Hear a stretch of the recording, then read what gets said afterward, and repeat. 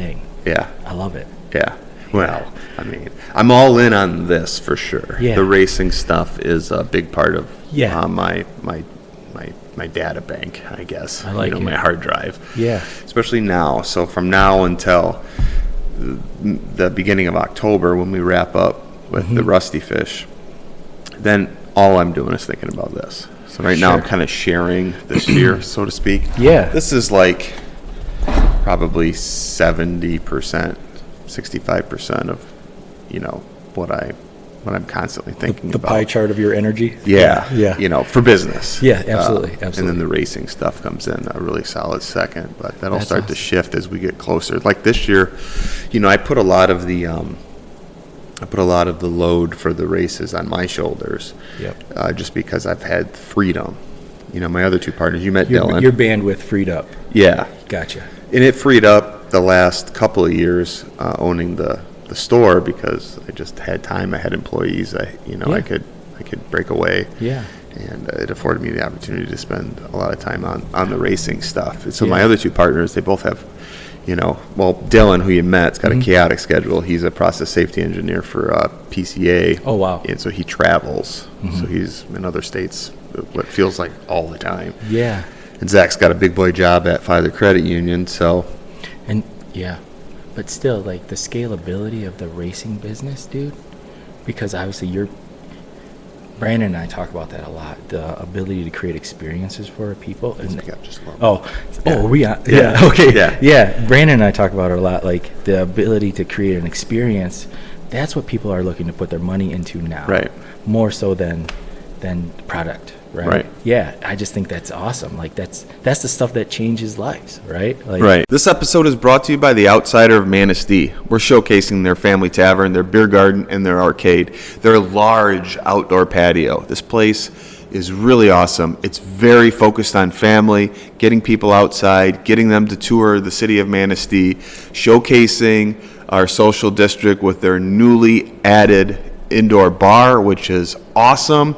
They have 6 drafts, over 100 canned beers and canned cocktails to choose from on the menu. This is a really awesome place for the family. You got to mess the kids, fill their pockets full of quarters, let them have at those pinball machines. Mom, Dad, enjoy a nice cold draft beer or a canned cocktail. Get yourself something to eat, feed the family, feed the kids. Wake up that liver a little bit, and then go enjoy downtown Manistee.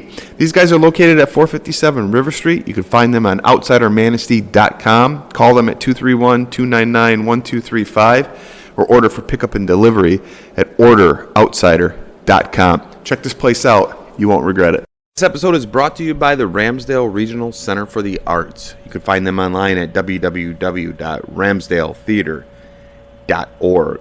Or you can reach them by phone at 231-398-9770. So check the website for the ticketing information. That's www.ramsdaletheater.org. Also, real quick, the good people over at the Ramsdale Regional Center for the Arts want me to remind you that they're doing a Patsy Cline tribute called Remembering Patsy Cline on May 24th. So get tickets now at ramsdaletheater.org. Blue Bayou. I think she sung Blue Bayou, right? Patsy Cline, Blue Bayou. Check it out. ramsdaletheater.org. And gets people to return to an area. Right. We went here, we ran this race, we had an unbelievable time. We're definitely coming back next year. And then they do it enough, and then they retire here. Like that whole thing, right? Yeah, people all the time, especially when I had the store, I'd run into people that bought a place here, second home or whatever, because they were like, we came up here once. And we're like, man, this place is amazing. Same thing goes for Ludington. I mean, these areas on the shoreline in Lake Michigan, if you're from another state or the middle of the state and you're not used to having the lake, which is like an ocean. Lake Michigan is like an ocean. Yeah, so to experience that. Yeah. But anyways, people coming and being like, we had one experience here that was amazing. We fell in love with the place. Yep. Talked to a realtor. Before you know it, we bought a house. Yeah. Or whatever. It's amazing. Yeah. Yeah. That's awesome. The racing stuff, funny that you talk about like the experiences. So I really feel like just about anybody who's a little analytical and could spend some time organizing some things, just about anybody can put a 5K together. Just about anybody can put one of these races together if you have the right people in place. And they don't have to be anything other than, I've run in in 5Ks where there's a start line and somebody just says go. Yep. And then you finish and they just kind of rip a thing off of your bib and they put you on the list and that's where you finished. And so it's really easy, really simple. Straightforward, yep. Yeah. So I could do that, but I choose to do these larger scale events. Absolutely. Because I'm a sucker for a good party. Yeah. And I felt like if I was going to put that much time and energy into it, I want it to be big and memorable. Absolutely. You know? Absolutely. I want our events to be like the Iceman, you know. Yeah. My partners will freak out, you know, but Yeah. if we could get 1,000 people to show up for a race, Yeah. just 1,000 people would be amazing. Right. And it will, right? Because like you create the vision big enough and the experience good enough, like they'll tell all their friends, and then they'll all, you know. So like that's what you're doing. And we live on the right part of the timeline right now because social media helps so much. Yeah. I mean, just being able to promote, and other people just by accident are promoting for you, taking pictures, taking selfies, look at what I did this weekend. Yeah. And it just kind of, you know, it grows from there. Yeah. We started this, initially, I had a nonprofit called the Peer Foundation with, who was then chief of police here, Tim Kozel. Yeah. My friend James Fink, who you probably know James. Mm-hmm. Okay. Kyle Thompson and Zach, my business partner now, he came on at one point, and you know John Lippa. Yeah. He probably because of the schools. Yeah, and everything. the schools. Yeah. Yeah. I talked to him a lot. Yeah. So we did 2 races under that umbrella, and like the proceeds and everything we're going to like Stamp Out Cancer. We did some stuff for the police department for public safety training, and then it evolved to like we gave some money to the Child Advocacy Center. But again, these races were just like we didn't even have like a real legit. We didn't have a timing company. We had like our friend Eric Thummel. You probably know Eric. I don't know. Sounds familiar. He's now the director of the Manistee Rec Race Association. Math teacher at the school district here. I think he just recently retired, and he always puts on the Firecracker 5K. Okay. So. And he's in track and cross country coach, so he knows all the shit. So he would just like bring his equipment. Yep. You know. So again, to go back to the beginning, we're just doing a 5K. Right. You know, 150 people show up. So the second year we did it, not to make this podcast about me, but the second year we did it, we had in like January, the numbers were looking like we were going to have at least 500 people for the race, and we were like, holy shit! Wow. COVID. And we had to cancel a thing. Mm-hmm. And then going into that third year, we kind of did everything based on the outline that we set in the first year. And kind of like, and Tim was going to he was going to Ludington. Yep. Kozel was taking over the chief job there. It was a little bit of a burden for Kyle because he was moving to Lansing, so we were doing some Zoom shit. And I'm without question a type A personality, and I like to just let's go. Well, this was a nonprofit, so we were a board. Yep. And it was like fucking pulling teeth, you know, like, hey, I want to do this tomorrow. No, we gotta have a meeting on this, and I'm like, I can't do this shit anymore. Yeah, I learned that too. Like, and it serves its purpose. Definitely in the right environment, but like when you're used to kind of functioning a little more autonomously, you realize like, oh, my timeline has to adjust based on meeting these expectations. Yeah. It's not that I've never been a part of a board or anything before, but like with something that's like really is ours, but we have to follow these rules. Yes. In order to get these things done, and it was taking so much time, and it just kind of happened with attrition. Tim was leaving, like I said, Kyle was moved to Lansing. It was like, all right, maybe we should just disband this. And then I said, I want to take it over and make a business out of it. So we had already had the Rusty Fish arm already. We already had Nomi Racing. Okay. And I said to my partners, like, well, especially Zach, because he was like a non-voting member of the board. He was like, we should do this. We should just take this race. We could do a lot with it and grow it. I said, yeah, let's see what Dylan says. And Dylan was like, you guys, this is the last one. I'm not going to tie up another weekend. Because for me, I could do more and more and more. Right. But I said, okay, so this way we can run it our way, do what we want to do. And it actually opened us up. I was nervous at first that maybe potential sponsors would would shy away because of the, they'd have to 1099 us, or, they wouldn't exactly, they'd have to look at it more from a marketing standpoint. Right. Like, okay, we're going to use this as marketing. We can write this off as marketing. So there was a little bit of a learning curve with, telling potential sponsors, your dollar is going to do the same thing for you. It's just going to look a little different on tax It's almost line. as if the racing company is a marketing agency more than anything. Exactly. And we Gotcha. kind of run it that way. So we do shit like on our, it's unique because we can use our social media, and your business, for example, could see an additional, at times it could see 100,000 more eyeballs because of the way it's attached to it. Yeah, that's awesome. So yeah, and then now the party. So we're going to get to you soon here, dude. But since I'm going on a roll here, the parties that have progressively gotten bigger now. Bell's, which is New Belgian brewery now. Bell's is a presenting sponsor, so they really kind of grab hold of the party, and then their marketing arm. So that's massive. Yeah, and we're attached to that. So last year it was all encompassing, one big event with a beer tent and everything all included. Now we've kind of separated it where the races, because we added a 10K, a half and the full, we got to do that in the morning. Gotcha. We're doing this stuff in the afternoon, going into the sunset, and then having a party afterwards. Yeah.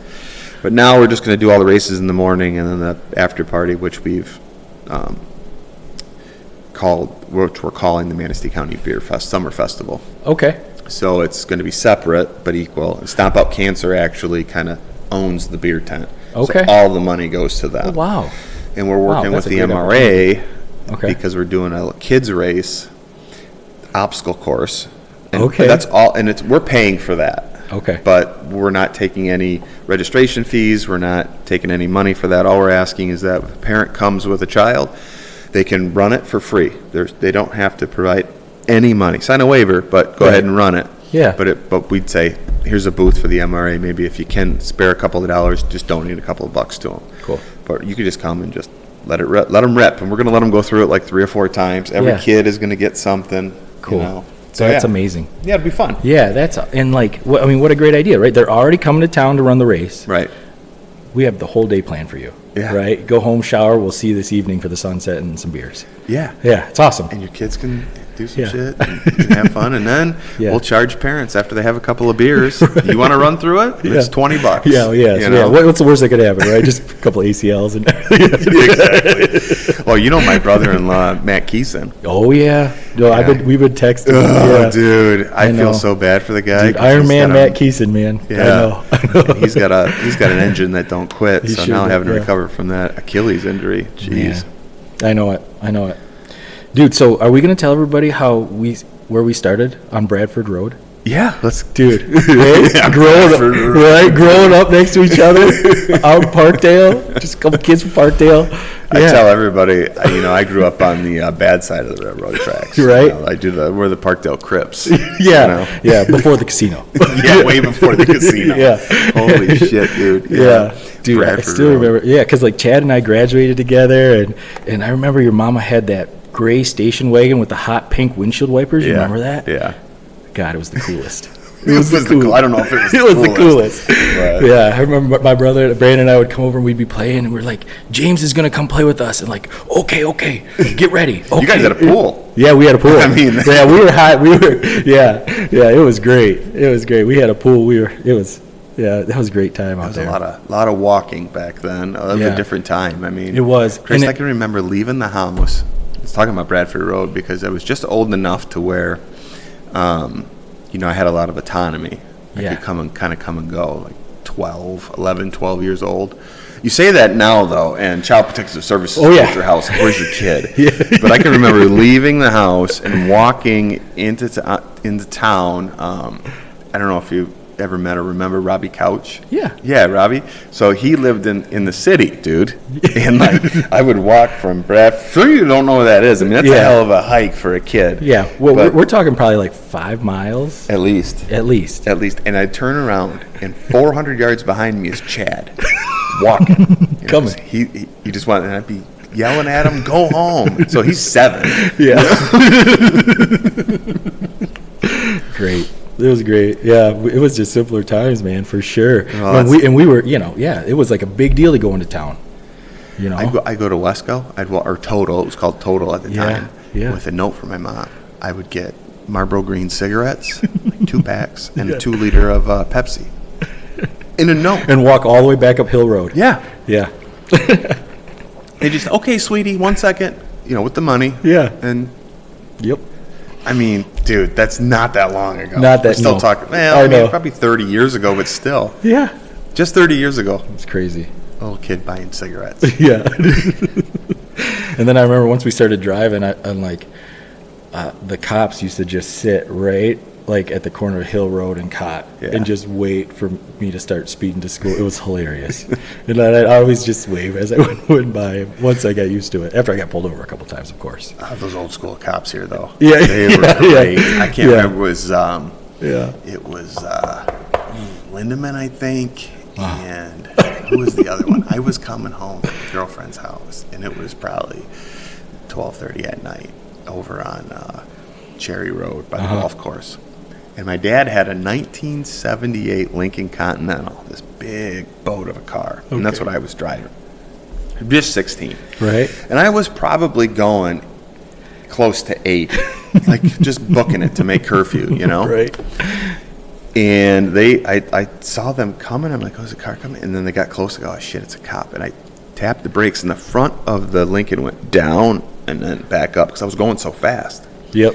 Well, they didn't, gun me or anything, but they couldn't have. Yeah. They turned around, pulled me over. Where are you going? Where are you coming from? Blah, blah, blah. Oh, I know who their parents are. Yeah. You know how fast you're going? I'm like, no. He goes, you had to been going pretty fucking fast, dude, because the front of that car almost hit the ground when you hit the brakes, Yeah. One night, myself, my girlfriend, and her 2 friends, I don't want to say their names, but same car. We were all at a party out in the woods, right? Mm-hmm. Beers, everything. Oh, yeah. I wasn't drinking. Full disclosure, was not drinking because I was driving. So, yeah, even 16-year-old responsible. me, So 2 of them in the back seat, 1 in the front with me. We'd leave the party, was out in the woods, and I grabbed half a case of beer. So the girls were in the back seat cracking beers and drinking them. Okay. And I was on 8th Street Hill. I don't know how we got down and around there, but to bring the story to this point, I'm at the top of 8th Street Hill getting ready to turn south onto 31. Mm-hmm. I looked both ways, pulled out right in front of a state cop. The girls were in the back seat like this, drinking beers. Sirens come on. I pull into what is, I think, High Tech Dental. And I couldn't tell you who the police officers were, but they knew who I was. They knew that it was going into baseball season. Yep. And they were like, how would you like us to tell Coach Evanson or Coach Pat that, we pulled you over drinking or whatever. Right. He was like, so I had to do the breathalyzer, all the shit, passed everything. Then they had the girls pour all the beers out onto the ground, threw the empties in the back of my car. And he said, well, we're going to follow you home. The girls got to go in the squad car. So they follow me home. I get out, and they're like, oh, you're not getting off that easy. Go get your dad. Oh. So I don't know if my dad will watch this, but I'm going to tell that part of the story. So I go into the house, and he's sleeping. Uh-huh. So I go in the bedroom, and I wake him up. He's like, what? I go, Dad, the cops are here. Why the fuck are the cops here? I go, they want to talk to you. And I told him quick. I said, hey, I was at a party with the girls. I wasn't drinking. I was just driving. And I think they're just here to tell you that they pulled me over and that there was alcohol in the car or whatever. He's like, Jesus Christ, I'll be right there. Huh. So he walks to the front door, Jake, in just his underwear. So this isn't like the underwear that we have today. Yeah. These are tighty whities, bro. Yeah. Hair sticking straight up. Yeah. Opens the door, says, yeah.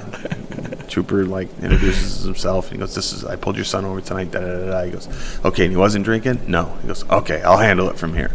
So, but then they took the girls home and they were drunk, dude. Oh, no. And so they had to go get their parents each at a time. So I don't even know how that, went over, really. I don't have a memory of, talking to them the next day, hey, how did it go? Yeah. But I think we all had pretty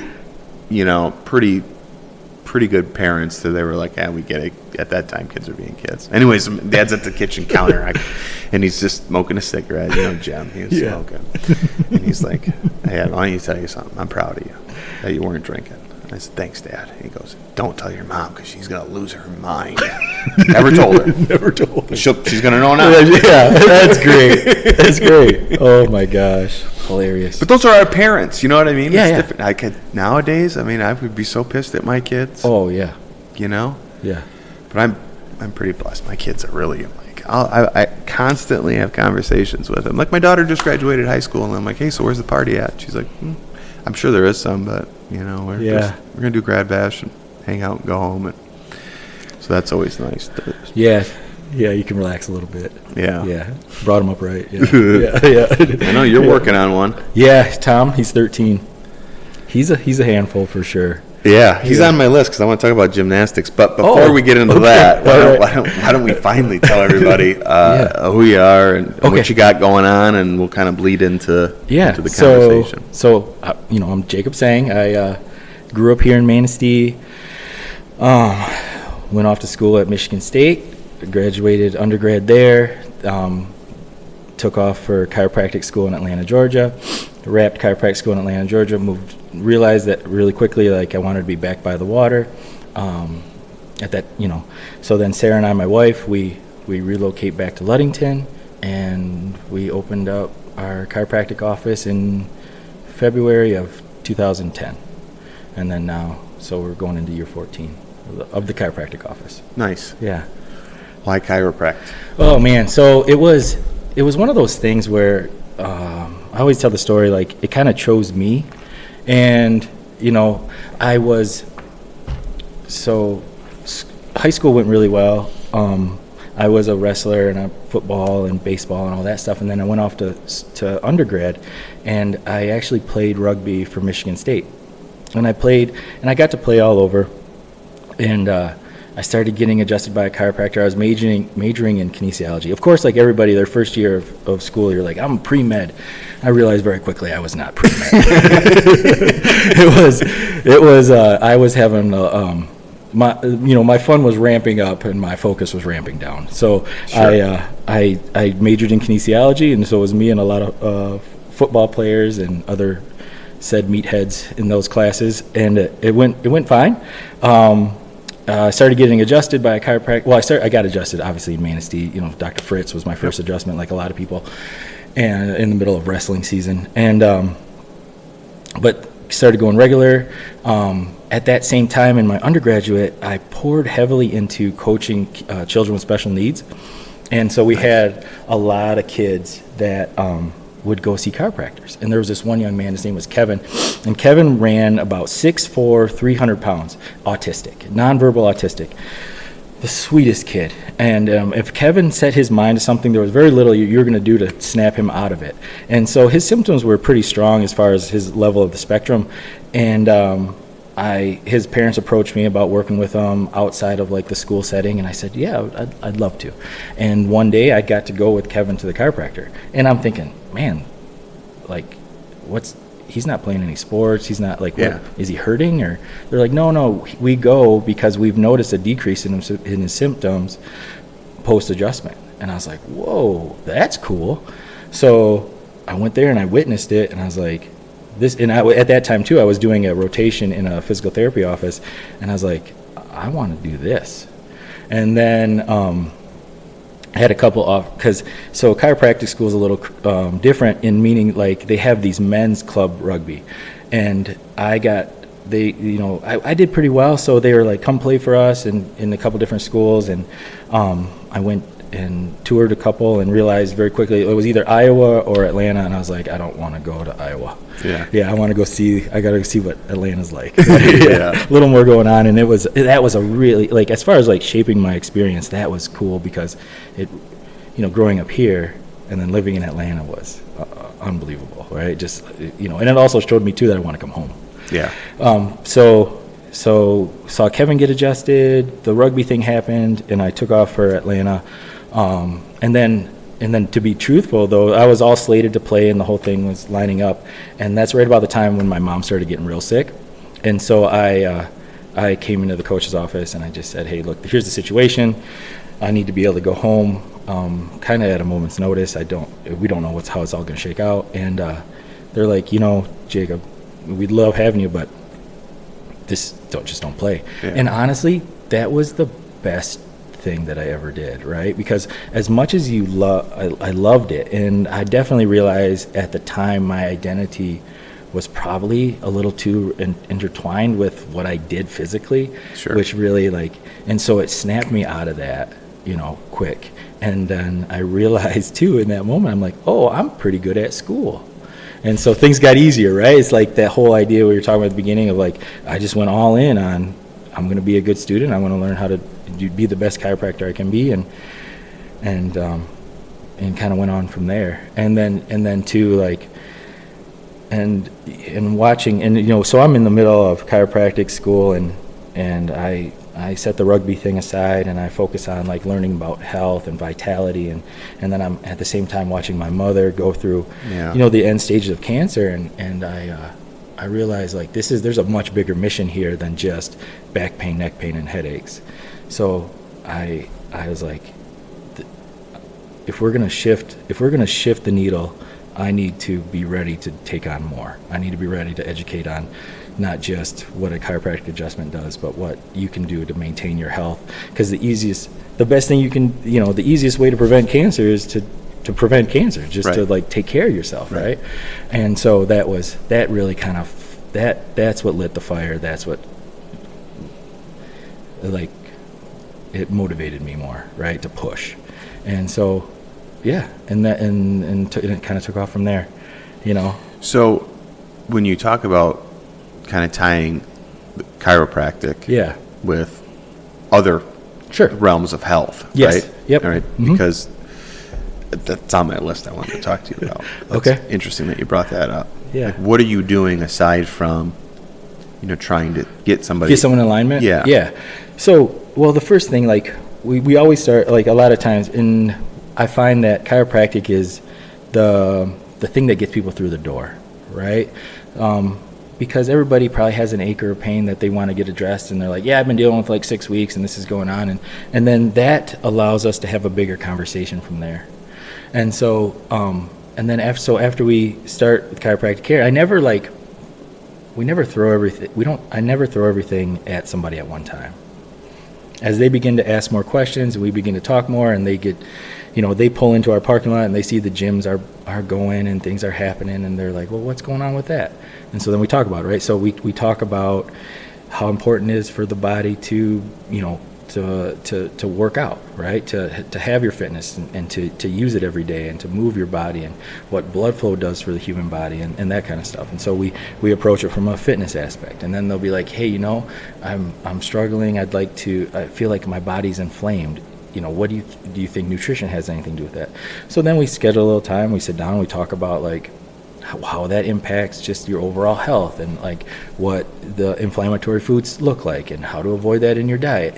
And I'm always encouraging them that it's all about the small shifts, because too often, we see the cliche of the New Year's resolutions, and somebody is going to hit it hard the first of the year with their fitness. They're going to totally change their diet, and they probably do good for about 4 to 6 weeks, and it just kind of falls off, right? And we revert back to old ways, and so I always encourage them 1% better every day, right?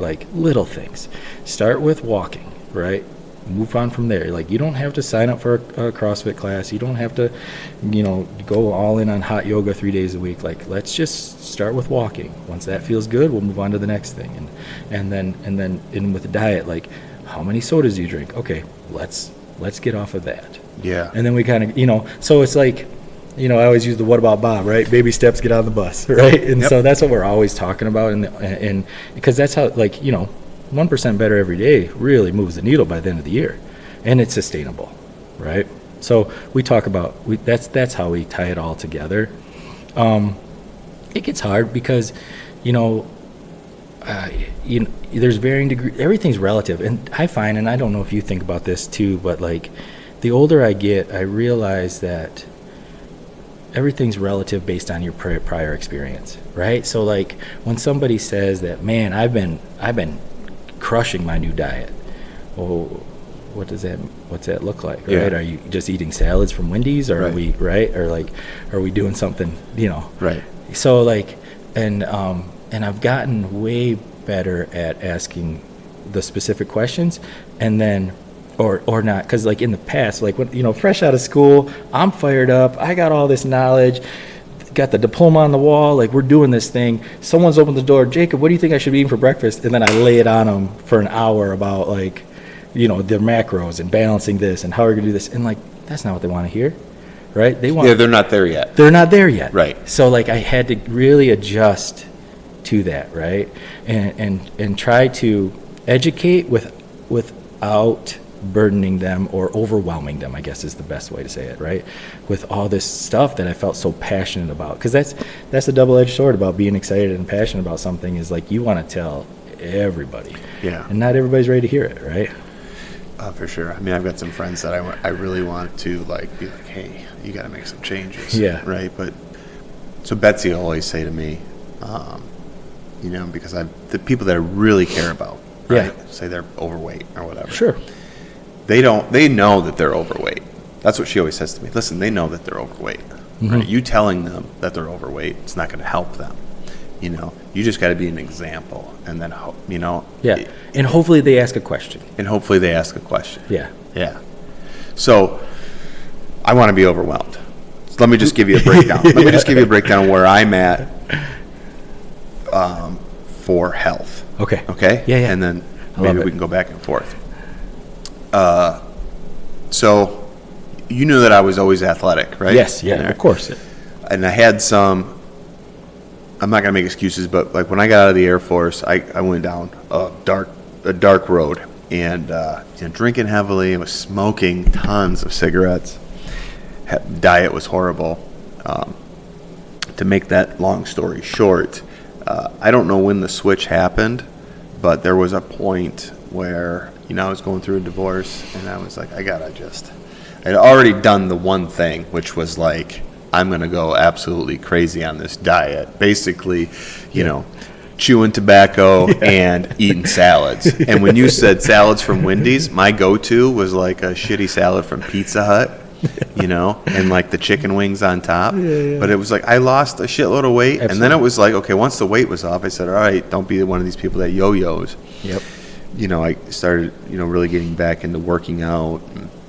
Yeah. And then I started running. So I don't want this to get convoluted, but the big thing is like I have been so dedicated to my health over the last, really hard for the last 5 years. And the reason why I'd say I'm really dedicated to it over the last 5 years, not that I wasn't just prior to that, is that I was waking up in the morning. I had rheumatoid arthritis, and I say had because I don't have it anymore, and I'll get to that. Whoa. People think I'm fucking crazy, but No. I was, obviously the joint pains in the hands, but I was having horrible pain in my feet. Yeah. Walking, it would get to the point where I'm like, what is happening to me? So I go to the doctor. Doctor's like, oh, that sounds like you might have like arthritis or something flaring up. And I'm like, I don't have arthritis. Go to a specialist. Do the blood work, all this stuff. They're like, hey man, you've got rheumatoid arthritis, and that sucks. Yeah. And I'm like, yeah, it does suck. What do I do? Right. And they're like, well, you're going to have to go on this medication. And when you take this medication, we're going to have to check your liver and your kidneys every like 3 to 6 months. Yeah. And I said, no, I'm going to try to figure this out without that shit. Yeah. Yeah. I don't like taking pharmaceutical drugs, right? Absolutely. Yep. So, anyways, had another blood work done. First, before I went to the specialist, because I had blood work done twice, so that there's like some verification here. Sure. When Dr. Barry had some blood work done, he was like, yep, I'm seeing markers for rheumatoid arthritis. So then I went to the specialist, did the blood work again. Specialist confirmed, yes, you have it. I'm going to put you on these hardcore drugs to curb this. So I said no, and then basically did a complete elimination diet. Okay. So I cut everything out. So Betsy kind of always, and this is just what has worked for me, okay, because some people get a little defensive about diet stuff, but Betsy's always kind of dabbled in like being a vegetarian. Yep. Dairy doesn't work with her, stuff like that. So she's like, why don't we try doing the vegetarian thing? So we went vegetarian for a while, and I was still kind of having symptoms, but they kind of subsided. And she said, why don't we just try going straight vegan? Okay. And we did that for like hardcore. Like I didn't eat any animal products whatsoever for well over a year. Really? Went back and had my blood work done. Nothing. Really? And dude, Jake, I'm telling you, like I couldn't walk. Yeah. My feet were killing me. My hands were killing me. I would have flare-ups. I couldn't work out. I couldn't do anything. I mean, I was like losing my mind. Yeah. And so I'm not a vegan anymore. Slowly started adding in dairy and egg products and stuff like that. And in part, it's because, we have 3 kids. One of them's 8. Yeah. And it's not up to us to decide what kind of diet they're on. Right. Although we definitely cook based on what we're going to eat, but I'm not going to deprive my 8-year-old from animal proteins or anything like that. Absolutely. So, okay. Just so we're all clear. But that's what's worked for me. Yeah. And I don't know what I cut out. I tend to lean towards maybe it's the red meat, because I've had eggs and all that stuff. Yep. And a lot of other proteins, but red meat, I have not had red meat in 4 years. Wow. So I don't know. That could just be something that has affected me. So Yeah. that's that backstory of, so since coming out of that, I've really been like, what can I do to ensure that my health span is the most optimal? I mean, I don't want my kids to ever say Daddy used to, Sure. I want to be healthy, strong, Yeah. physically, mentally, as long as possible. So Yeah. I do things that, like what's old is new again, right? Like Always. saunas, cold baths. These were things that like 100 and some years ago, if you had depression, they would say, well, you should do some cold, or you should go jump in the lake. Yep. So, I mean, I am doing some of the biohacking stuff. I Yeah. have a cold plunge at home. Yep. I don't have a sauna, but I'll do cold plunge, really hot, steamy showers right now. I think we're going to get a sauna. But That's cool. And so I'm doing those things. I'm watching my diet. I'm working out. I'm trying to do. Here's a question I would like you to answer once so I get done with this little, like, this is what I do thing, is how much is too much? And what I mean by that is I am physical with my body every single day. Yep. I don't miss a day. So that might just be one day I might just do a heavy yoga session, but every day, 7 days a week, I do something. Unless I'm sick. And I don't know, Betsy's kind of like, you should take a break. I said, well, I'm kind of taking a break today. I'm just doing like maybe 25 minutes on the row machine just to wake everything up. Yeah, get some blood. You know what I mean? And then, so that's currently what I'm doing. And then I do like, I take athletic greens every morning. Yep. And I try to ensure that I'm taking some things like, magnesium, zinc, vitamin D. I'm interested on your take on that. And then the other thing is that I'll bookend this with the last couple of years, I've asked my doctor to give me a full blood panel. Absolutely. And I can't get it. Yep. I want all the biomarkers. I want to know if I'm overdoing it with something, if I'm under something, if I need a little extra. Right. We'll just use vitamin D as an example. Like if it comes back and says, hey, you're deficient, dude, I want to know that so that I can optimize. Right. And I don't want to be taking something I don't need to take. So I've been looking at some of these sources online that'll do it all for you. Yep. And I mean, because we already have a health savings plan. I pay cash for everything medically. That's what pisses me off about my doctors. I'm like, hey, man, I'm going to pay for this. Just order it up. Yeah. So we put a date on it. That's I'm going to do it by this month yet, as I'm going to get my, that blood panel done. Full blood and panel. take a look at it. And you got to be very specific in the blood panel that you're requesting it. Like, right. Because it means different things to different people. Right. I 100% support that idea of the blood panel. I would even take it a step further, and if there was an opportunity, I feel like, to do that quarterly. Yeah. Right? Because as we get, right, because what I see a lot of times is like everything in regards to blood panels and things like that, everything exists in the normal range, right? However, what's normal for James versus what's normal for Jacob are two different things. Right. So if we know that Jacob's PSA level averages, and I'm not super familiar, 24 all the time, and all of a sudden it jumps to 36, but it's in the normal range, but it doesn't set off a red flag. Right. Right?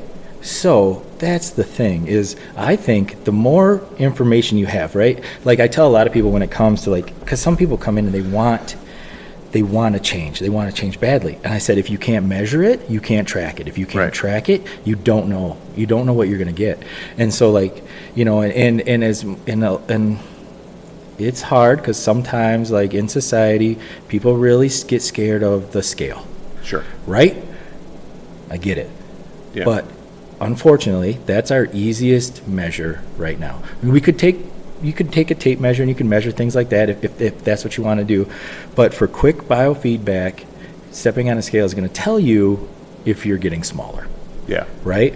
Just like getting a blood panel quarterly, even if you did it for 2 or 3 years. Yeah. Then you would have this, all that data. And then you'll be able to measure from there, right? So yeah, I think that's the next level. Personally, I get it done every 6 months. That was going to be my plan. I was always getting what I could get done annually, Yep. With the physical. But, the more and more I'm reading, the more and more I'm watching, learning, it's like, you really should be getting this done at least every 6 months. Right. And you brought up the cold plunge sauna. Did you know that we hosted a Wim Hof workshop in Ludington? That's so sick, dude. Dude, That's was how awesome. I started learning about this stuff was Wim. Dude's wild. And so this guy, if you want to talk about a cool dude to interview, his name is Tim Mann. He's out of the Chelsea area down by Ann Arbor. And he rolled in to Ludington, and he put on this seminar on a Saturday, and it was life-changing, right? Like, we're talking like people of all walks of life are in that class, and we're doing the Wim Hof breath work, and like, the guy next to me is having an emotional like release right there in that moment from that hardcore, and he's there just to gain an edge to get better at triathlons, right?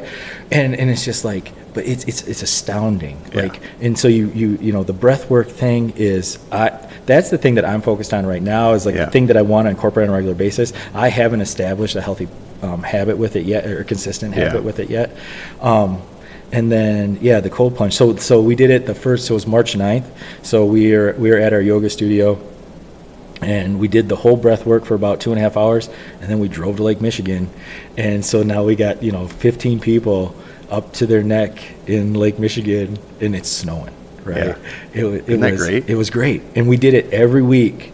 Now the water's a little warmer, but you still get, I think, it's like 40 degrees or so, as long as it's around 40 degrees. And it's around 3 minutes is like your minimum effective dose of being in there. It was great. But that's on my list is like saving up to buy that cold plunge, to have the pump that pushes the water through. I had an infrared sauna, which was great. But I think I want to convert to just a regular ambient air temps, like electric one. My optimal morning is, get up, go to the bathroom, and then I'll meditate. Not long. I get like the app, a 10-minute meditation deal, and then cold plunge. Trying to do the breath work thing. There's like the box breathing. So I teach that. It's really fun. The box breathing. That's so cool you brought that up. So in Ludington, I work with all the youth football program, and I did it when Tommy was little, and I just haven't been able to kind of work my way out the door yet. So so the kids come in once a week in the wintertime, and we do a big workout, and like, I have the third and fourth graders come in at one time, and the fifth and sixth, and some of the seventh graders come in at another time, and we finish every class with box breathing. And then I'm trying to educate them on like, hey, this is how you control your thoughts. This is how you keep everything back in check. And like when you get excited at school, like, this is what I want you to do. Like, this is how you calm yourself down. So I'm trying to give them tools with the breath work and the box breathing to use it. So could you imagine if James Boudreaux knew how to do box breathing when you came off the basketball court? Oh my gosh, dude. Right? I mean, It'd be a game changer. Yeah, and so that's the thing is like I love this stuff for me. I love the idea because like don't you think like I mean we're working hard to try to better ourselves. Like my thought is like maybe Tom like if we work to here, well that's where Tommy starts. Yeah. Right, and then he's gonna hit a level that I don't even know about, and that's what I get really excited about is like watching where he takes it. Yeah. Hopefully, right? Sure. Because raising children is very much theory until they hit about 30. I'm assuming. It's like we just got to keep it alive. You know, you have to stay alive until you can air quotes take care of yourself. And we've done our job. Right. You know, don't drop it. So so like the box breathing thing. That's really cool. And like as far as the nutrition goes, when you were talking about the supplements. So I do eat red meat. I'll be honest with you. Like my diet is very much based around red meat. Yep. However, like the vitamins and things, like I realized very quickly, like magnesium is not showing up in our meat anymore. Like in the past, like the animals would eat the grass contained the minerals, and then we'd eat the animal, right? Well, now it's not that same way, so we have to supplement. So I supplement with magnesium. I also supplement with creatine. Now, when we were growing up, right, like creatine was like going to shut down your kidneys. Yeah, you're gonna die. You don't be taking that. Fuck, I'm taking almost 10 grams a day because I'm 215 pounds. So, but the same thing. Creatine used to exist in our meats. Yeah, and it no longer does. And they're giving creatine now to people in old folks' home to maintain mental acuity and things like that. Yeah. So. That is another one of those minerals that I incorporate on a daily basis as well. And women too, all of a sudden, that's like important for them to take. It is, yeah. You know? Well, yeah, and there's always that misconception that they don't need it's just for muscles. No, it's not just for muscles. Right. You know, it's for recovery. It's for a lot of things, right? Magnesium thing has been wild for me because we just started taking a magnesium powder at night. And then are you doing magnesium citrate or what are you doing? Are you doing magnesium? There's two different kinds. The glycinate? That's the one. That's the goat. Yeah. Yeah. Yep. Yeah. It just changes everything. Mm-hmm. I feel so good. Plus, I put like Epsom salts in the ice bath and soak that shit in. Have you ever had a chance to do a float tank yet? I haven't. I've heard that it's Dude, amazing. I haven't. Oh, really? I want to. I'm a little nervous about the idea of being closed in one of those little pods. Yeah. But that same thing, those are full of Epsom salt magnesium, hundreds of pounds of it. Right. And so you soak that up while you're in there. But yeah, pretty wild. Yeah, this is a great podcast. Yeah, this is the type of shit that I've been dying to talk to somebody about. So are you? What is your thoughts on? Now I know you're not a medical doctor, so this isn't medical advice in this realm. Yeah. But what are your thoughts on testosterone replacement therapy? Oh, it's a great question. So there's a lot of things that we can do on our own to bring that up, right? Okay. So it's like what I tell people when they're like, "Hey Jacob, should I start drinking protein?" Well, yeah. Or hey Jacob, what supplement should I be on? Well, let's talk about what you're eating first. Right. Right? So we're not going to pile hundreds of dollars of supplements on top of McDonald's. Right? It just doesn't really work that way. So let's start with the basic stuff. So the TRT therapy and things like that, do I feel like there's that it is declining at a more rapid pace than a lot of people? Yes. As a society, we are also living in a time where people are more sedentary than they ever have been. They're exposed to a lot of other things in their life, whether it be, the technology, right? And the thing and how that impacts all of that. So definitely, do I think it's effective and should people consider it if they are experiencing some symptomatology related to that? 100%.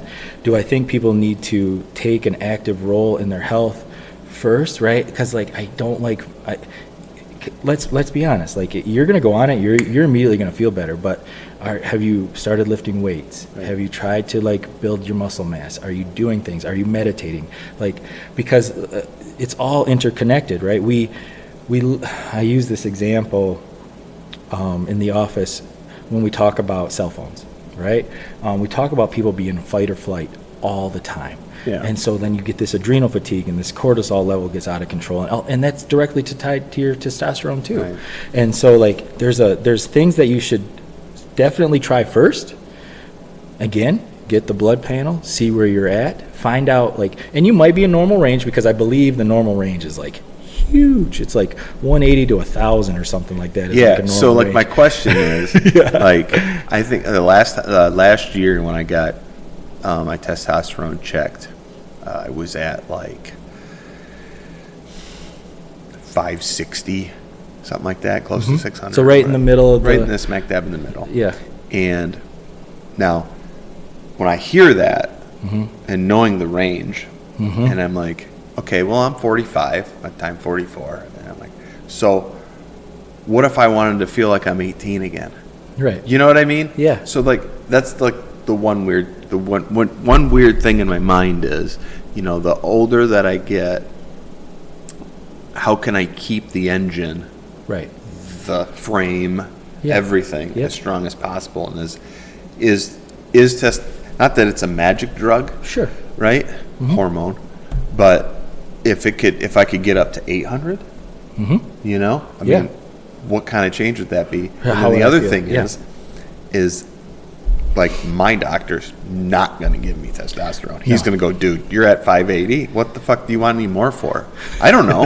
What would I feel like if I had Right. more? Yeah, you know? Yeah. You never know what the $80 T-shirt feels like till you put it on, right? Exactly. Yeah. So and so like, yeah. I mean, I can't tell you, but like, Yeah. I definitely think like it's a consideration for sure, and everybody's different, and I think a lot of it has to be based on how you feel. Yeah. Right? But you're also coming from a perspective of my diet is dialed in, my fitness is dialed in. These are the things that I'm doing. I know this. I'm looking to eke out a little more performance. I'm totally okay if I have to go on this for the rest of my life, because what's the worst that could happen? Yeah. I feel great forever. Right. Right? Yeah. Right. Yeah. So I think like definitely worth considering. Yeah. No, I've had similar thoughts, right? Because like we see it a lot. Like people talk about it a lot on podcasts and things like that. And dude, did you hear the study? Like there's a study out that shows that so grip strength is a direct indicator of testosterone levels. Yeah. And how the declining grip strength of 18-year-old men. Yeah. It's falling. But also, off. like, if your grip strength is correlated with like Alzheimer's, dementia, and you want it, your grip strength has something to do with. I just read an article about this on Reddit, where like the stronger your grip strength, the more likely that you can stop yourself from falling. Oh. The more likely Yeah. that you can prevent a serious fall when you're older. So like, you know, when grandma falls or grandpa falls and breaks his hip, it might have been lesser of a fall if they were stronger with their grip. I don't know where the correlation comes in. I think it's just an indicator of like just overall muscle mass for sure, Yeah. right? And muscle density, like they were talking about how the number one thing to, as we age, the strength of your legs is inversely related to your mortality. Meaning the stronger your legs, right, the longer you're going to live. So don't skip leg day. don't skip leg day. That's rule one. And then, but like if you think about it too, like if my legs are strong, I can get up and I can leave the house and I can go be social. So we're addressing a mental health issue, right? Right. As we age, because we know as we age and our circle gets smaller, our world gets smaller. So having strong legs gets you out and about. And then same thing, like fall risk, right? Bone density. The stronger your legs are, the denser your bones are, because the only way that you're achieving that is getting under load.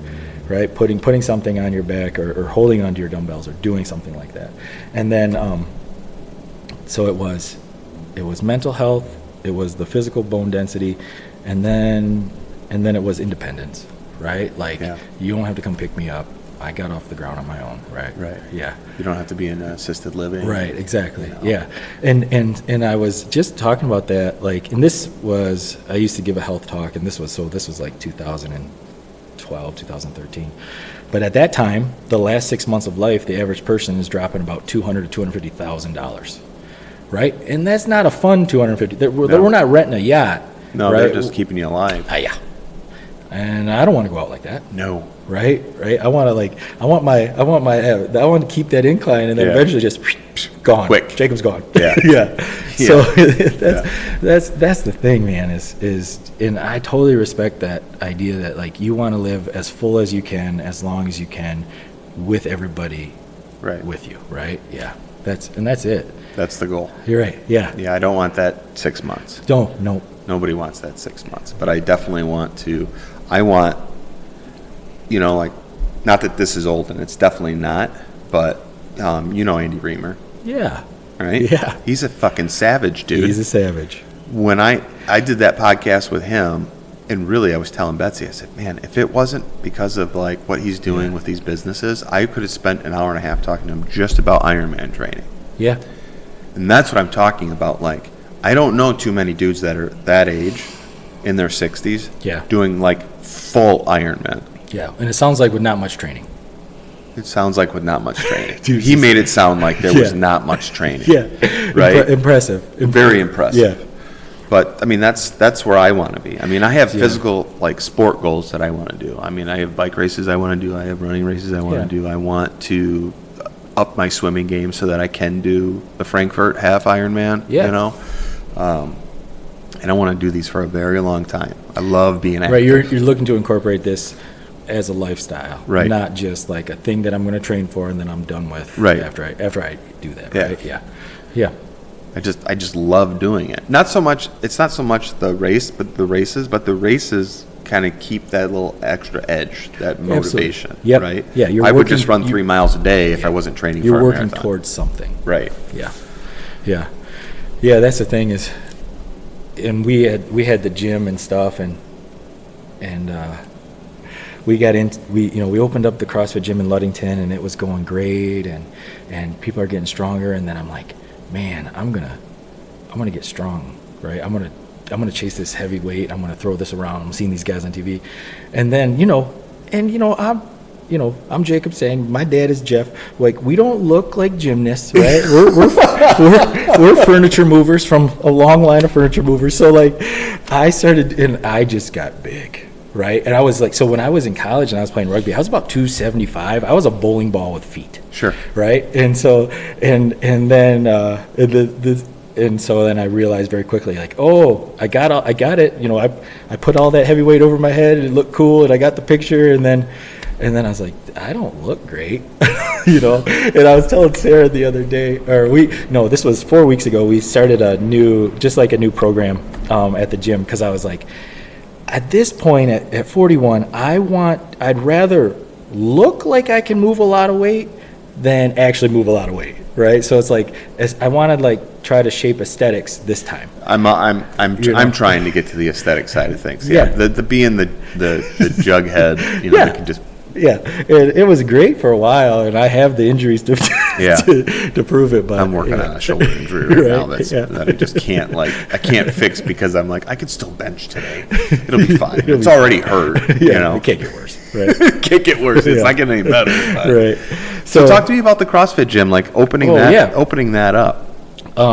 That was really organic. So it was 2000. So we opened in 2011. I was like, we moved back to Ludington. We get the office opened. Yeah, and you want to talk about, well, here, I'm going to backtrack. You want to talk about like the whole burn your boat situation. So this is what I did, and I wouldn't recommend it to anybody. So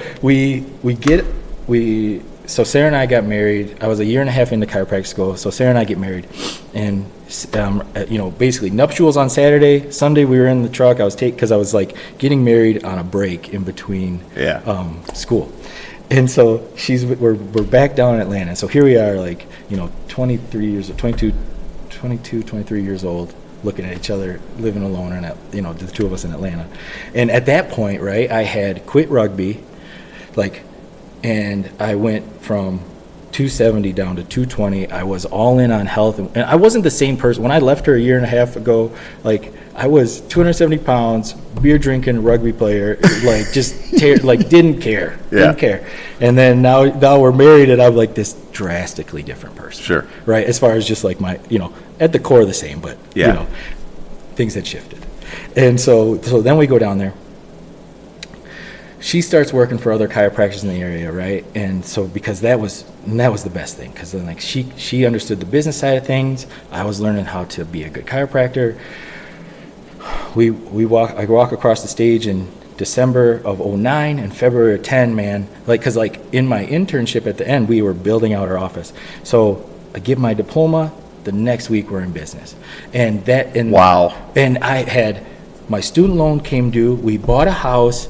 And everything was all at once, right? And then 6 months into it, she's like, I'm pregnant. I was like, awesome. Let's go. And then I'm like, hey, I like this CrossFit thing. She's like, oh, that's cool. Maybe you should. Are you going to go do it? I go, yeah, there's nowhere around here to do it. I'm going to go learn more about it and get certified.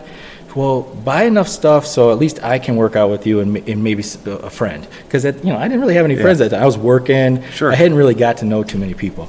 And so I did. And then next thing you know, like, I'm renting a space. And so then the gym opened up. So it was, house, baby, gym, office, and then 6 months after that, I'm in the, patients are coming through, we're eating lunch, and I look out the window, I go, man, there's a vacant lot across that street. I wonder if we could build a building.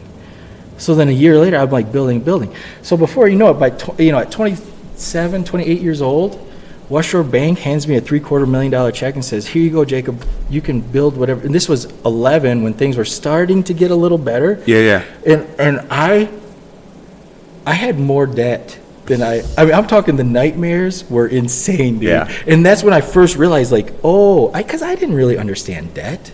I knew my, I had my student loans from grad school and everything else and the house and stuff. But I was like, you just work harder, you make more money, and you pay that stuff off.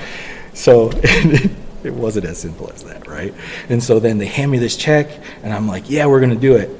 So I'm running the office and coaching classes at night, and we're building this thing. And a baby. And then we move in, and I'm moving the chiropractic tables in, and I got a box of files, and I look at my wife, and I said, Sarah, I go, we built this there's no closets. So we built the whole office. I didn't have a single closet to store anything. So we had to we made some work, but that shit's funny, dude. Yeah. I didn't know what I was doing. Yeah. And everyone's, and now, people will come in like, man, you made some good moves, man. That was smart. I go, no. They're like, man, you were really, brave. I go, no, I wasn't. I was naive. Yeah. I had no idea what I was getting myself into. Right. Yeah. And it worked out. It paid off. But it was that whole concept of I had no other choice. Yeah, I was just going to say, you have no choice. Yeah. Right? You're either going to try to make this thing work or you're going to be all owing wrong. money to everybody for a long time. Yeah. Yeah. Small business ownership is scary, dude. It can be. Yeah. Yeah. And so it was nice being naive enough not to realize what I was the corner I was painting myself into. And now, 14 years down the road, I'm like, this is great. Talk to me about that concept of how you set up your chiropractor office. So I've been to a few. I mean, I go to Hibza. Yeah. I love them guys. But it's every chiropractor office I've been in has always been the same. Here's the table. Get on the table. Yours is set up. When I walked into your office a couple of weeks ago, I was like, this is what Betsy was talking about. This is so unique and very personal, yet very welcoming and open, and you had clients right in front of me. Yeah. I didn't see them; they were behind the partitions, but they were there, and you're just like, "Hey, I'll be right with you." Crack, Yes. Yeah. So it's the way we call it a semi-open format, and I didn't come up with this, right?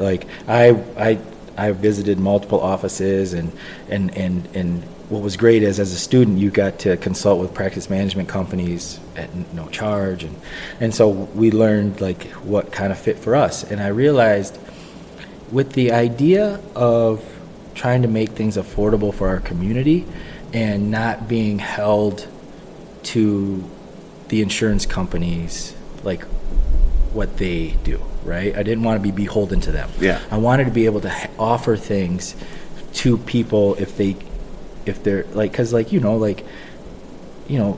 could come in, oh, I got insurance. Well, yeah, you got a $10,000 deductible and it's going to be a $50 copay, right? I can say, hey, for $40, we'll get you adjusted and it'll work out well, Yeah. right? Or whatever. Or if you want to pay a monthly. I like thing. that. So talk Yeah. about the monthly thing. I think that's Yeah. really cool. And so I realized too, so it was, if I could help more people, I needed to be able to move a little quicker, right? Because then I'm in fair exchange with that patient, and that patient is appreciative of the fact of I'm respecting their time. So you come into once you're established in the office, you come in, there's chairs, and like you said, there's the partitions or the half walls, and that's where my chiropractic tables are. And as soon as I wrap up with one patient, the new patient comes around to the other table, and I move over there and I get them adjusted. And and each time we're talking about what's bothering them that day or what we need to address or whatever. Or sometimes they get a little too. We have some overshares back there. It's surprising what people will, there's a room full of people, and they're sharing is some intimate story with me, and I'm just like, okay, and I'm kind of like looking over it, but so we're able to connect with them. And at the same time deliver a great adjustment in a timely fashion so that we're meeting their needs, right? And then a lot of times, because so many people are stuck in jobs that have them in a seated position, right? Or have them in precarious postures all day, we find that getting adjusted regularly, whether it's once a week or every other week or monthly, is super beneficial for them. It just offsets, because not a lot of people are going to take the time to go home and foam roll and work out and do that things. And so that's why chiropractic is very passive in the fact of all they have to do is show up and lay on the table. And if I can guarantee them that they'll get seen within 5 to 7 minutes of coming into the office, they're like, not a problem, Jacob, I'll be here. Nice. Right, yeah. And then, there's kids running around and all this stuff, and they're seeing mom and dad get adjusted, and then then mom and dad are like, hey, what does chiropractic do for kids? And we go through the whole thing, and they're like, would you like to try it today? And I'm like, yeah, we'll try it. And so we just try to remove all the barriers for people to take care of themselves. Same thing with the gyms, right? Like, you come into we call it the functional fitness gym, because I'm not an affiliate with CrossFit anymore, but there's a kids room. And it's a whole glass door, and there's a TV, and half the time they watch it, and half the time they're like little Garfield cats at the door watching mom and dad work out, and they're mom and dad are setting the standard for them, right? And so, again, removing the roadblocks. Bring your kids. You don't have to find a babysitter. Like, we'll do this. Our biggest hurdle right now is trying to find. So many of these little ones are seeing mom and dad do it. They want to take class too. Yeah. So now we're trying to find.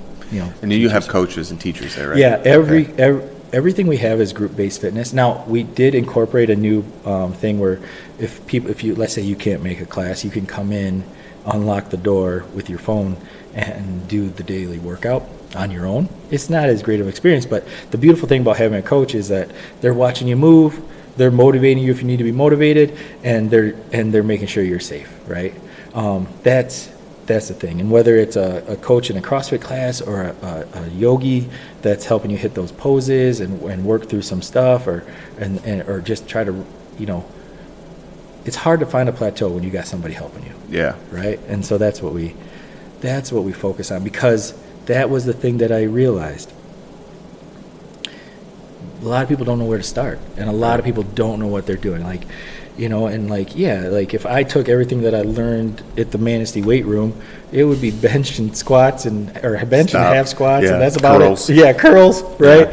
Yeah. So we had to have a jumping off point. We had to help them figure that out. And if they know that that someone's going to lay this out for them, someone's going to help them figure out what they're going to do that day and how to get through it, or maybe they got a shoulder thing, so we're going to scale this workout and do this movement instead of that movement. They're more likely to show up, right? And then you throw in the community aspect of like I'm texting James, hey, where are you at? I'm here. Where are you at? Right? You're going to be motivated to come, just having that accountability. Yeah. Dude, yeah. Yeah, I think about that sometimes when I go to the gym, and I'm like my son, for example, he's got a gym membership here. Yeah. But he's just kind of getting into it, right? Yeah. And he's like, well, I'll just do what you do. I'm like, I don't know if what I do is what you should do, you know, and I don't know what you should do, Right. you know. So I'm not a coach that way, and I don't want you to get hurt. I don't want you to try to do too much, and then you're sore, and then you quit. Yeah. You know. Right. You know, That's you get sore it. and you're like, well, I can't go to the gym. See, the thing is, it's the habit. You have to do the habit. Like for me, like just to use the cold plunge as an example, it's like it sucks the first time you do it, right? It's like, oh fuck, you know, I just invested in this. I have to do it, you know. Yeah. And now it's like I can't start without it, Right. you know. So going to the gym, like I told him, I said, you're gonna be sore.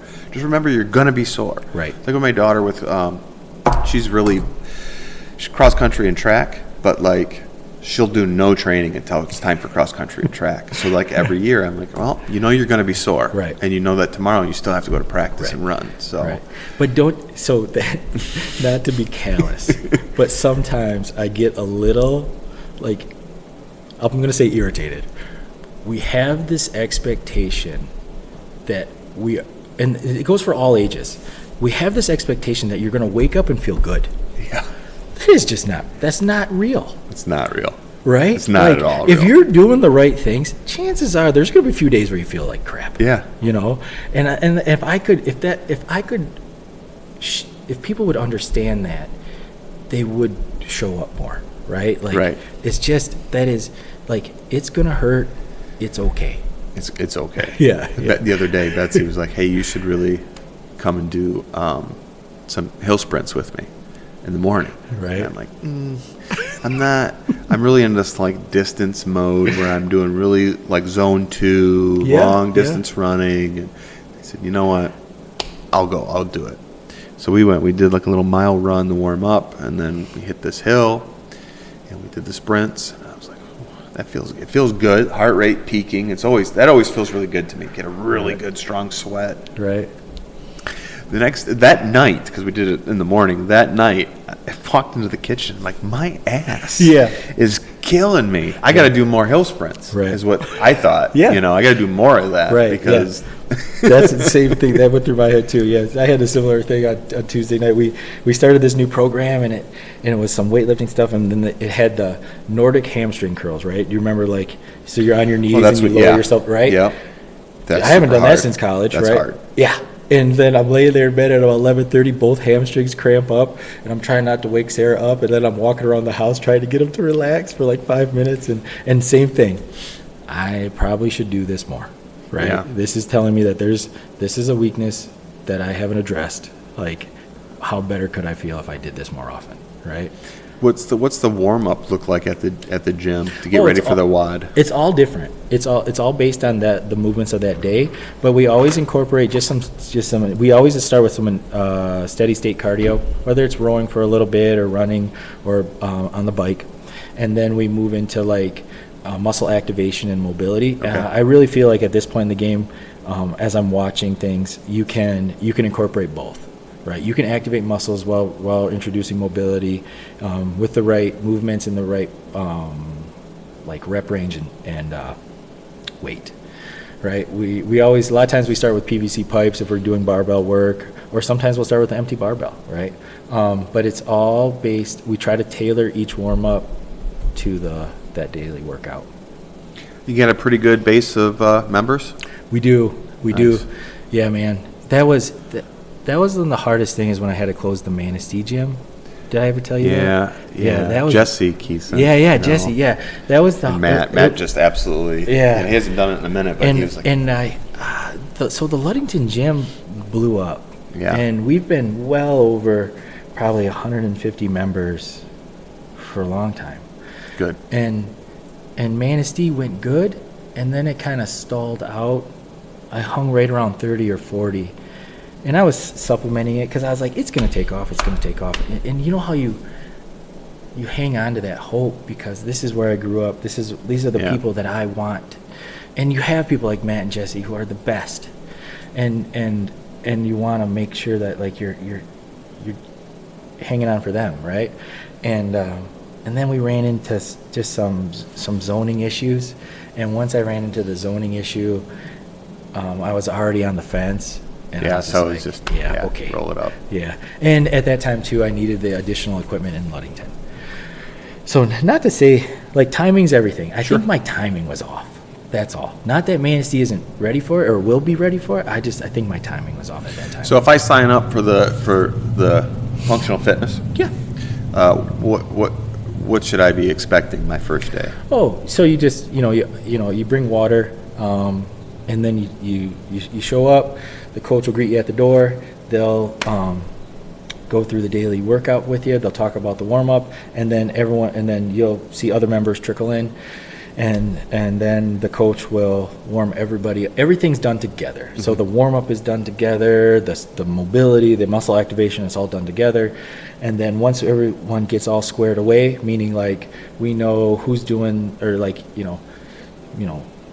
Karen has a knee injury, she's going to be doing this movement instead of that movement, and so the coach goes around to each individual just to make sure that they're set, they got their weight set, it's not too heavy or it's not too light, and once everyone's squared away, we start the clock and you go.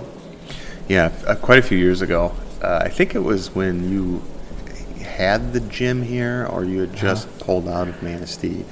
My Instagram feed was all CrossFit, and I've never done CrossFit, but I really just love watching. I love watching people like get after it. Yes. And there was something about like my algorithm. I mean, I would and it'd be one CrossFit workout after another, and these people it seems like they're just fucking destroying their body. And the clock is going, and they're like, next movement, up on the box, down on the box, doing the muscle ups, doing all the things. And I'm like, and I started watching the CrossFit games, and I'm like, this is the type of shit that I would love to do, but man, does it seem intense. It's all relative, right? There are, and when you're watching the games, you're watching the pros. Yeah. Basically, right? For us, our demographic is between 35 and 65, and so we don't that level of intensity has scaled way back. And the truth is, though, it wasn't always that way. When I first opened, it was pretty intense, and I would venture to say that there was moments where it was pretty unsafe. How much can you do? And then it's just but I'm 28, 29 years old. Pile it on.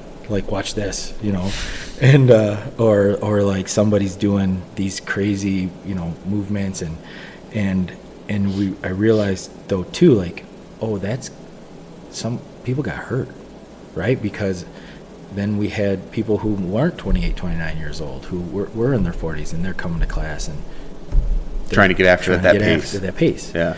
And so then we have to. Then I like you try to like talk to the individual and scale it that way. And then I realized, you know what?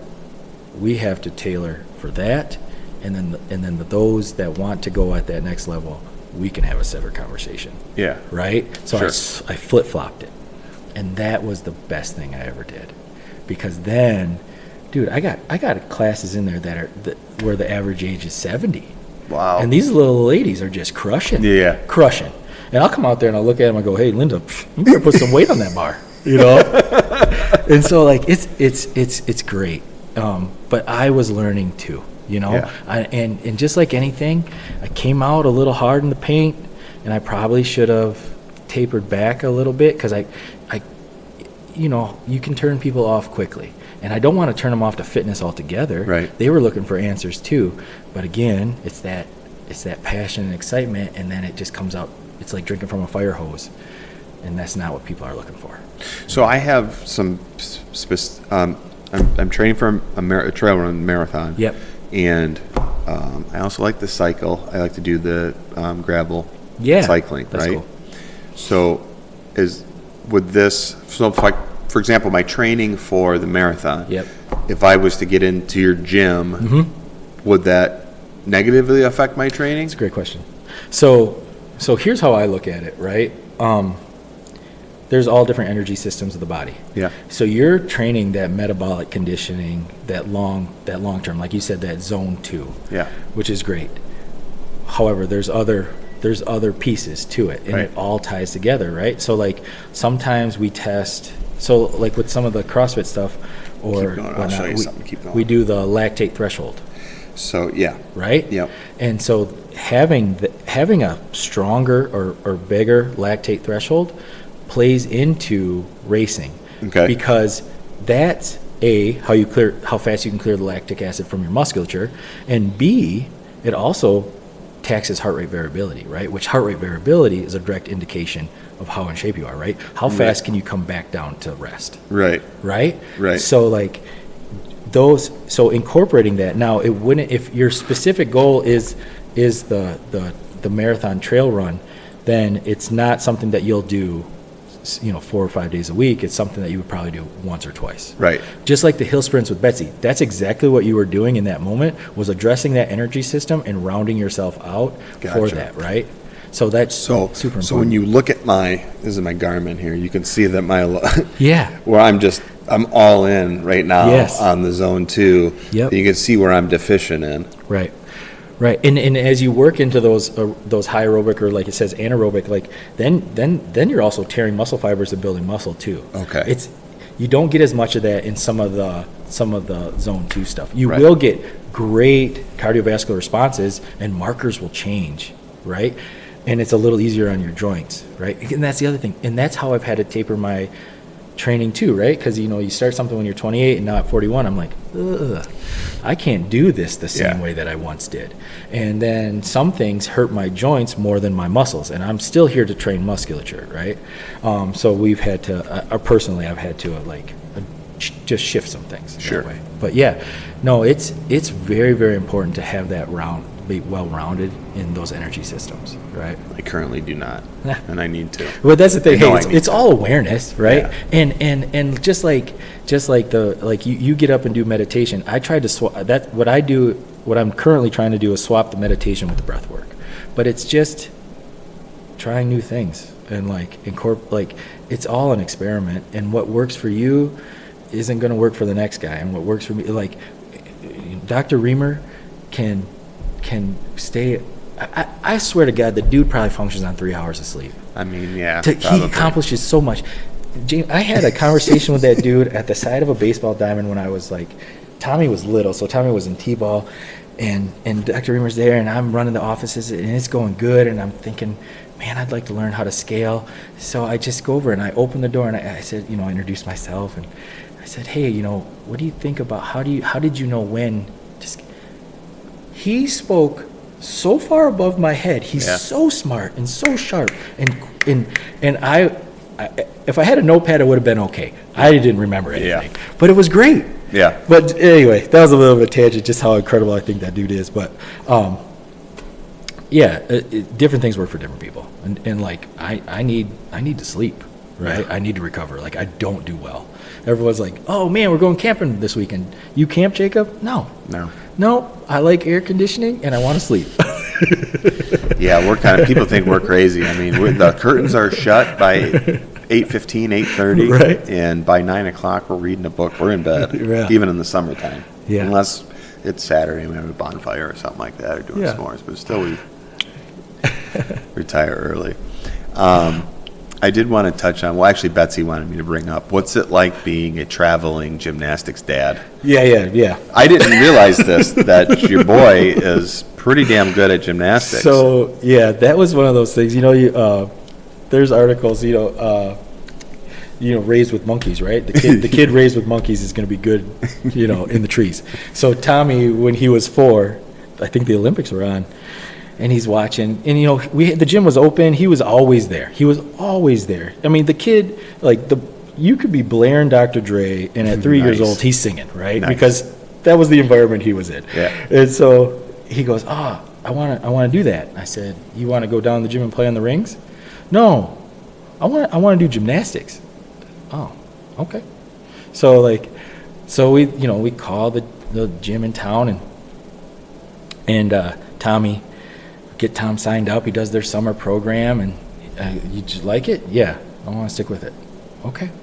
So then stays on, and then we go to his first little gymnastics meet that they had it was a little in-house competition, right? He's 4 years old, and my little man comes out in his bedazzled leotard and kicking across the beam, right? And I'm going, I don't think that's men's gymnastics.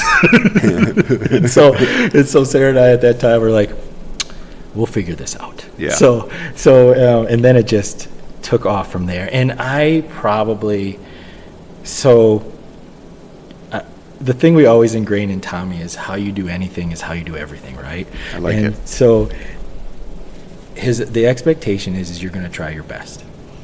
And there's moments in time, and it'll probably come out in his therapy when he's older, but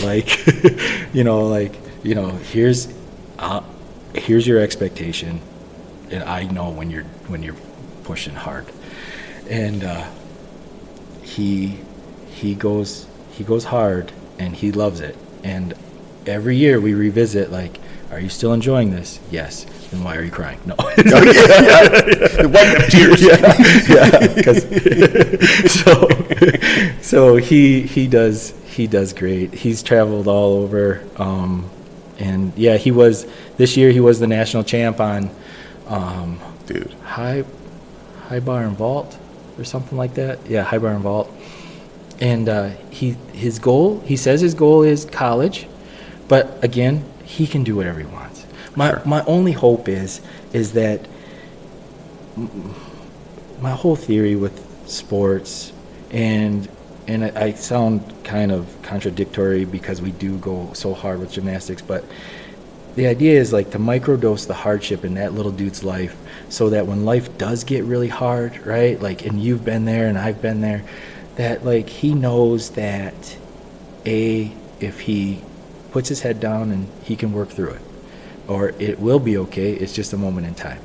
And so that's my hope with the gymnastics thing. My hope was never to go to college and do it, and my hope was never to like be a national champ. He just happens to like it and perform well. Yeah. And he's had the offers to go to like the gymnastics charter school, like, and so he'd have to go, and that's not for us, right? Yeah. Like, I got one little, he's my only kid, and I said, Tom, you are going to, if this is the goal, you are going to be as great as you can be. You go to Grand Rapids once a week to meet with your coaches and train with them, and then other than that, I have all the equipment in Ludington in the gym, and his mama, and my wife is amazing, and so she's never been a gymnast. Shout out Sarah. Yeah, shout out Sarah. she educated herself on everything gymnastics, and she knows the judging rules and all the stuff, and she coaches them through it and works through them. And my son and my wife have a very interesting relationship, like coach mom, right? Like, she calls his ass out all the time. I think moms can get away with that. Yeah. Dads just come off as a bully. Yeah. And most of the time, if I'm trying to say something, he's looking at me like, you don't know what the hell you're talking about. Yeah. And he's right. I don't. Like, I'm just like, just try harder. Yeah. Or, and sometimes it's like, now I find that because where we set the expectation for him, I have to say, hey, man, you can relax a little bit. Try to have a little fun. You perform better when you're having a little fun. Right. I like the what you said there with the microdosing hardship. Yeah. That's you got to let kids be dangerous. Yes. You got to let them. Jordan Peterson said that, and whether you agree with Jordan Peterson or not, when he said you have to let your kids do dangerous things. Yeah. You don't want them to run in traffic. Right. But if they want to hang from that tree limb, if they want to jump on the trampoline at a young age, if they want to, you've got to let them. Essentially, what he's saying is you got to let them fall, and they got to feel the pain. Yeah. And then you got to encourage them just to get back up. Right. Right. And that's one thing for sure. I've got a feral 8-year-old right now, who I'm going outside, Dad. I'm like, okay, just as long as the police officers see it, because I feel like today, if you see a kid outside, you're like, where are your parents at? Right. And I'll look in the backyard, and I'll just see her running down a tree line. She's got a rope hanging from a tree in the front yard. It looks sketch. But it's a toe strap. Okay. And so she puts Oh her my feet in it and gosh. swings on it and Oh my shit. But gosh. it's those little things. I love what you just said. I put that on a t-shirt, dude. Microdosing hardship is such a great way to look at having that as a component to raising a kid. Because, if you coddle them, if you make them, if you don't allow them to fail, to feel a little bit of physical pain every now and then, or even emotional pain. And so we'll be at and I call it Dance Moms Weekend at these gymnastics meets, and like the dads are coming up and they're like, we pulled little Jimmy out of gym class. I'm like, why? Yeah. We could get hurt for the gymnastics season. I go, oh. Yeah. We take a different approach. Yeah. Tom just wrapped football. Yeah. And so like thing. Because like, and that was the one thing I did push him into was football, because being such an individual sport, Tom wasn't great with team. Sure. Right? He's like, is everyone not trying as hard as I am? I was like, T, that's a relative thing. Their heart is not the same as your heart. Yeah. And keep in mind too, like he's a little small, Tom is, for his age. And so like I'm like, they're trying just as hard. You think you could give me a score, just a personal score at the end of practice? I was like, no, man, that's not how this team sport works. And so the conversation this year, going into 8th grade, I said, bud, you did great. Your gymnastics season was great. How'd you feel about how everything worked out? He goes, I did feel like I was a little behind. And I said, I go, at this point, bud, with football, he was our corner. He did good, but you learned what you needed to learn. You got out of it what I hoped you got out of it. I go, if you think that it's right for you to not do that, do gymnastics, and then he does track in the spring, you can do that. And he's like, okay, I'll think about it. And so and as a dad, I don't want to push anymore as far as I'm not going to micromanage you. Yeah. I want your decision to be your own, and then you can wrestle with the outcome, right? Or you can and know that you made that for yourself. And I think at 13, that's a safe one to hand over to him. Sure. Right? Yeah. Yeah. So you raise him right, 13. Yeah. Probably a little bit older. Right. Than Yeah. most You were 13-year-olds. walking into Manistee at 11. So Yeah. So you can figure out what sport you're gonna play. Wild shit when we were younger, to bring it back to the beginning. Yeah. You want to talk about letting your kids have little microdose of pain? Jesus Christ. Yeah. Where you been all day? Yeah. Dude, I remember growing up too, you're so involved with their parents' life. That was always that was the coolest thing about, I went into business for myself, and that's all I knew. Sure. Right? Because Dad, it's family right? business. Yeah. Dude, he was kicking me awake hey, man, we got to go. Yeah. Work to do. It's Saturday. We got to go to work. Your dad. Hey, Jimmy. Every time I see him, Jimmy. Building the house right across the street from me. Yeah, that's currently. Or maybe. Right now, I don't know exactly. One time he came into the store and I said, "Looks to me like you're just housing a bunch of sand over there." Moving from one lot to another. Yeah. He's just kicking around his sandbox, all the time. Yeah. Yeah. Oh, jeez. Well, that's a good spot to end it, I think. Awesome. That's a good spot to end it. I will say, this is the longest conversation you and I have had in a very long time. Yeah. Probably the longest. Yes. But I will say, and I'll try not to get emotional, but I did want to tell you that, man, your mom was a super awesome human, and I enjoyed being in her aura. And I can see your dad's physical strength in you, but I can see your mom all over you, especially in the smile. Oh, man. And one of the last memories I have of your mom is I was working at the casino, and this was towards the end, before your mom passed away, and your dad and her had just come off a bike ride, a Harley ride. And she was in her leathers, and she had her hat on or whatever. Yeah. But every time, even at that moment where I didn't know how bad it was, she was the absolute sweetest person, and every time I interacted with her, she smiled big, and it was always it was a surprise to see me. You know what I mean? I'm sure she did that with everybody, but she was a super amazing human being, dude. I've been wanting to tell you that for a lot of years. Thanks, man. You're welcome. That means a ton. She was the best. Yeah. She was a good one. She was a good one. Thanks, Brian.